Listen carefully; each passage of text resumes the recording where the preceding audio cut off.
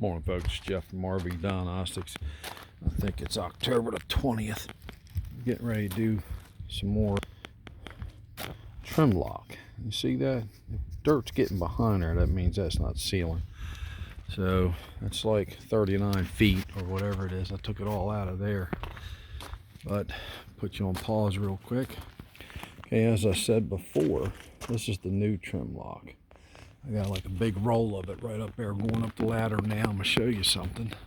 All right, so that's all that. See that dirt? Right there, it's coming off. So I use toothbrushes. Remember I showed you before. I keep my old ones. But this is how the new one goes.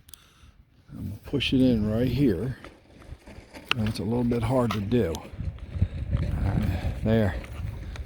So this, and I use a scraper to push it in. If you see it's locked in there, this is a heavy duty rubber right here.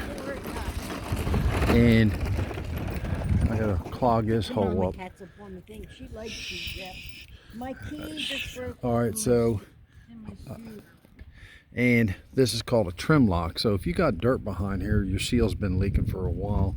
So I'm gonna take a toothbrush all the way down 40-some foot. I did the other side. I just wanted to show you today the higher quality, over almost $4 a foot this stuff is. All right, but it'll last for 20-25 years. Depends how long you're keeping your RV. So thank you. This is Jeff from RV Diagnostics. I'm gonna get down from the ladder before I fall. And I'll be cleaning all this off like I showed you before. Just want to show you how the trim lock seal locks in. That's why it's called a trim lock seal. All right, and this goes over the drip rail, which is commonly known as an RV gutter. All right, remember what's the motto? You're right, test not guess. Y'all have a good time. Safe travels. May your campfires burn bright.